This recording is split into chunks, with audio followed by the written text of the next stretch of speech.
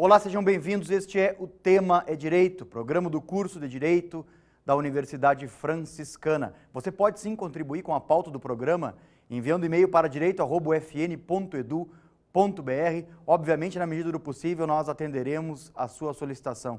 Meu convidado de hoje, com muita alegria, recebo o delegado de polícia, professor Marcelo Arigoni. Seja bem-vindo, meu amigo. É frequentador assíduo do programa, já viesse aqui uma, duas vezes? Já vim umas 2 vezes, eu acho. Isso. Eu acho que eu vim uma vez contigo. E eu vim num programa aqui há um tempo que eu acho que não era esse mesmo, que era com o Dr. Sérgio Blatz ainda. Era um Tema é Direito lá na origem do programa, isso, né? Isso. Uma vez eu vim com ele, acho que antes dele ser desembargador ainda. E contigo eu vim acho que 1 ou 2 vezes. Mas já fazia tempo que eu não vinha. Fazia tempo. Que bom, sempre um prazer te receber aqui, né? Conversar um pouco contigo, conversar um pouco sobre a tua vivência como delegado de polícia. Vou começar te perguntando o seguinte, Marcelo. Fala um pouquinho da evolução da polícia nesses últimos 20 anos aí, tecnologicamente, inclusive. A gente sempre fica curioso, né, a respeito disso. A polícia mudou muito, né? Eu estou aí há quase 24, 23 anos e meio na polícia. E sou filho de delegado de polícia. Então, além desses 23 anos, eu tenho a vida toda. Sim. Né? Quando era guri, eu cheguei a morar dentro da delegacia. Nós morávamos no fundo da delegacia de polícia em São Francisco de Assis. Então, a minha história com a polícia é uma história muito, muito intensa. Então, eu consegui presenciar, ser testemunha ocular das transformações nesse período. E realmente a polícia mudou muito. Né? Mesmo no período em que eu entrei, nós entramos numa polícia totalmente diferente da polícia que é hoje. Tanto em termos de perfil de recursos humanos, como em termos de equipamentos, né? De informatização, na parte tecnológica. O policial era muito diferente do que ele é hoje. A preparação que o policial tem hoje, a qualificação, as exigências que o cargo exige, qualificaram muito os quadros da instituição. A tomada de espaço pelas mulheres também, né? Quando eu entrei na polícia já havia mulheres, mas eram muito poucas mulheres na polícia. Sim. E as mulheres vieram e elas redefiniram o papel da polícia, né? Eu não tenho vergonha de dizer que eu era filho de delegado e tinha momentos que a gente tinha vergonha de ser filho de policial, sabe? Passei por alguns momentos difíceis, assim, de constrangimento, porque polícia era sinônimo de coisas ruins, assim, coisas difíceis, assim, a viatura era estragada, o prédio era sujo, o policial ganhava pouco, realmente era um momento difícil na área policial.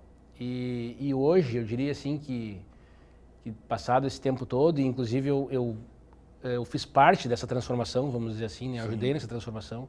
Nós conseguimos colocar a polícia num lugar bem alto na sociedade, né? Tanto na questão salarial, se nós formos ver hoje os concursos da polícia são os mais concorridos e os que, dentre as carreiras estatais, os que mais pagam, né? Tirando o Ministério Público e o Poder Judiciário, a polícia é uma instituição que tem um salário bastante digno, eu diria hoje.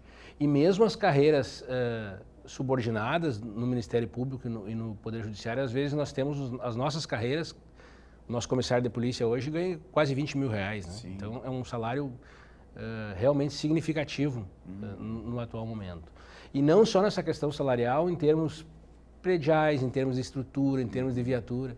Veja que agora o governo do estado está comprando viaturas semi-blindadas para a polícia. Começaram a comprar viaturas semi-blindadas. Aí tu imagina que isso era o mínimo que se esperava, né? O policial está na rua aí em perseguição, trocando tiro, e o policial é de carne e osso, que nem a gente, né?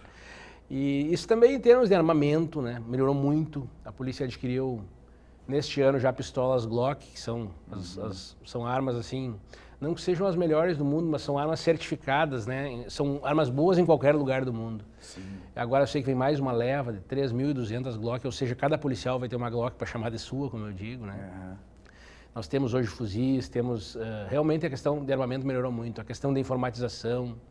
Enfim, a polícia conseguiu acompanhar agora, nesse quarto da história aí, as outras instituições, como o Poder Judiciário e o Ministério Público, que, historicamente, ficavam sempre longe, né? Eles tinham uma estrutura muito maior que a nossa. Nós tínhamos uma estrutura que não conseguíamos acompanhar. E hoje a gente tem. E o que a gente nota é que a gente, com isso, conseguiu dar resposta para a sociedade, a partir desse aparelhamento maior, né?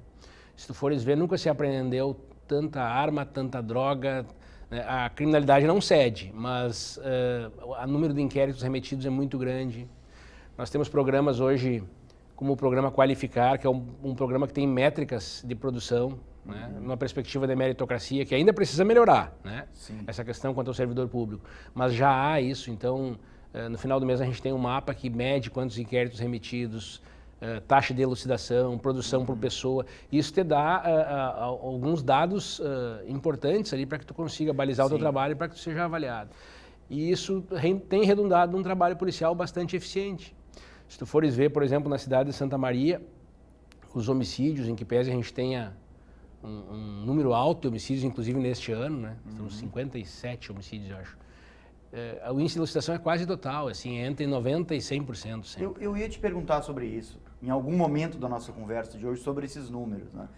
Eu acompanhei 2021, vi que ali, né, houve um resultado bastante interessante no trabalho da polícia e tal, redução do número de homicídios. Como é que está esse número em 2022? Manteve o padrão de 2021? Deu uma piorada? Tem conhecimento disso? Piorou um pouco, né? Nós tivemos, se eu não me engano, ano passado 58, nós já estamos com 57. Temos aí um mês e meio pela frente. Então, isso aqui na cidade? Aqui na cidade, só na cidade. Então nós, muito provavelmente, nós vamos ter mais homicídios neste ano do que no ano passado.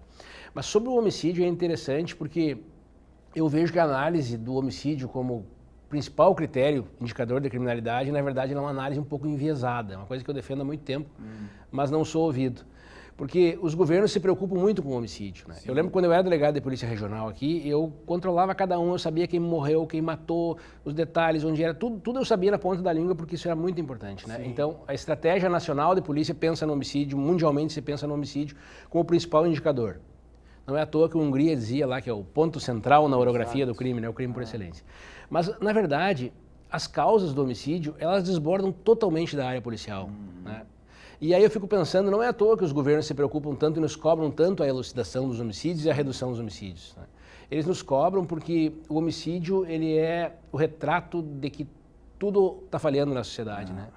O homicídio ocorre porque a área de vulnerabilidade social, ela está descontrolada, porque não tem acompanhamento familiar, porque a criança não tem escola, porque o pai não tem emprego. Então tu tem uma área de vulnerabilidade social que gera pessoas que não conseguem estar aqui com a gente. Claro. E essas pessoas acabam indo para a criminalidade, né? Ou porque querem ou porque não têm opção. E isso é corroborado por uma análise mais profunda, se tu fores ver, especialmente quem morre, não quem mata. Quem mata a gente sabe, mas quem morre, se tu fores ver, assim, quem morre é alguém da área de vulnerabilidade, normalmente ligado ao sistema prisional. Então, se tu pegares, assim, dos 57 homicídios, tu vais ver, assim, talvez 50 tenham preso tanto no polo ativo ou no polo passivo. Então não é o Cristiano lá que está sendo vítima do homicídio, né? É aquela pessoa que é desfavorecida por algum motivo, normalmente ligada ao sistema. E por isso que eu digo que, então, o papel da prevenção do homicídio não vem na esfera policial. Não é a polícia que vai fazer isso, né? A pena lá faz prevenção geral e prevenção especial. A prevenção geral é a ameaça de pena. Tu tem um crime de homicídio que pode chegar a 30 anos de cadeia. Então eu não mato. Só que nessa área, na criminalidade, nos faccionados, hoje as facções, elas de certa forma, elas estão por aí em qualquer lugar, essa prevenção geral não se faz sentir, né? Então os homicídios seguem ocorrendo. E aí o papel da polícia é esse, elucidar os homicídios, e o índice de elucidação é bastante grande, só que isso acaba não prevenindo, especialmente em Santa Maria. Se tu pegares assim, eu lembro que quando eu era ainda delegado regional aqui, nós mandamos uns policiais nossos aqui para a Força Nacional em Maceió. E lá eles tinham um índice de elucidação, eu vou chutar um número, 5%. Sim. Aí é óbvio que o papel, a ineficácia da polícia judiciária, ela se torna um fator que favorece a prática de homicídios. Aí com a Força Nacional lá, apoiando, eles aumentaram aqueles índices para 30%, ou 40%, ou 50%. Aí os homicídios diminuíram, porque daí as pessoas sentiram a prevenção da pena. Claro. Mas aqui em Santa Maria, como já tem um índice de elucidação bastante grande, né, o nosso papel enquanto polícia é investigar materialidade, autoria, circunstância e encaminhar ao Poder Judiciário. Mas a gente nota isso, que em que pese as polícias tenham feito o seu trabalho, a criminalidade não cede nos crimes contra a vida. Sim, sim. Eu digo assim que as polícias têm sido muito eficientes, e quando eu digo a polícia, eu faço questão sempre de lembrar que não é só a Polícia Civil, nós não trabalhamos juntos, nós trabalhamos com a Polícia Militar, com a SUSEP, com o IGP, com a Polícia Rodoviária, enfim, com todas as forças de segurança públicas e privadas que nos auxiliam, né? As universidades aí são parceiras sempre. E isso redunda numa situação, num horizonte de segurança pública bom em Santa Maria. As pessoas perguntam, tem muito homicídio, agora ocorreu mais um latrocínio, foram 2 no ano, inclusive um policial nosso, né? Mas se tu fores ver os índices de criminalidade de Santa Maria comparados com as mesmas cidades, aliás, com cidades do mesmo porte, no estado ou no Brasil, nossos índices são muito baixos. Se tu pegares assim, a gente tem roubo de veículo, que é o assalto, né? É a subtração com grave ameaça ou violência imprópria. E nós vamos ter em torno de 40 por ano. Eu lembro que quando eu controlava essas estatísticas, antes, quando eu estava na outra delegacia, Caxias tinha 700 por ano. Eu lembro que no ano a gente teve 36 e Caxias 700. Caxias é bem maior. Tudo bem, mas ele tinha 20 vezes o nosso índice, né? Mesmo Passo Fundo, que é uma cidade menor em população, tinha índices estratosfericamente maiores que os nossos. Então, os nossos índices ainda são os menores índices, né? E os índices de elucidação também. É claro que a gente não consegue elucidar todos os furtos, os roubos, né? Sim. Mas os homicídios, os crimes mais graves, todos são. Vocês, desculpa te interromper, mas eu preciso também te perguntar sobre o apoio à tecnologia na elucidação desses delitos todos. Isso mudou muito de uns tempos para cá, na tua concepção? Mudou muito. O Santa Maria hoje, com o cercamento eletrônico, foi uma grande conquista que nós tivemos para a cidade, foi o CIOSP, né? Nós temos um centro integrado de segurança pública, onde a Polícia Civil está integrada com a Guarda Municipal, com as polícias, enfim, com a cidade toda monitorada. Então, dificilmente tu consegues hoje se deslocar sem ser captado por alguma dessas câmeras. E aí a gente consegue cruzar isso hoje com a informação que vem pelo celular.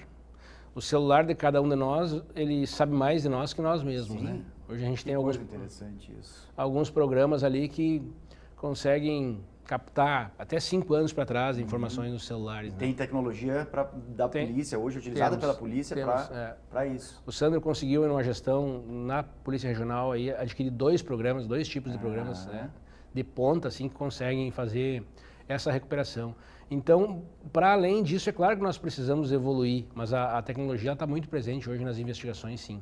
Um problema que nós temos hoje, e um gargalo muito grande na área de investigação, que não é só para nós, é para o judiciário, é para a sociedade como um todo, é na área do que eu tenho chamado de telecrime, né? Desses crimes à distância, que as pessoas chamam de crime cibernético, mas na verdade não são só os crimes de informática, né? A grande maioria deles é o bom e velho estelionato, praticado por engenharia social, né? É incrível a quantidade de crimes que nós temos desse tipo, porque hoje é muito mais fácil praticar um crime de dentro de casa ou de dentro da cadeia mesmo com o celular do que numa farmácia com um revólver na mão para pegar R$500.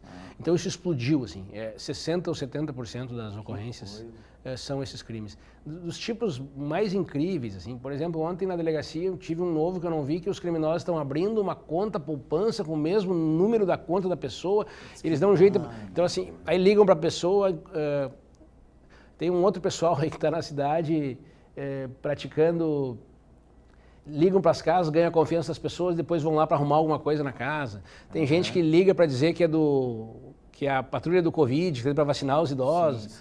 Então, esses crimes aí que são praticados, pelo menos iniciados à distância, eles praticamente tomaram conta. E nesse nós temos muita dificuldade, realmente muita dificuldade. Também nesses hackeamentos, celular, a pessoa recebe uma informação pelo celular, clica num link, quando ela vê, o celular já está hackeado, já perdeu o Facebook, o Instagram, aí a partir de então, o criminoso usa as redes sociais da própria pessoa para subtrair valores dos parentes, né? Usar engenharia social. Todo dia tem alguém relatando uma situação Todo dia. E aí as pessoas chegam na delegacia e saem muito frustradas, porque elas chegam assim, tá aqui, eu depositei 10 mil na conta do Cristiano, CPF tal, rua tal. Ele tem o cara.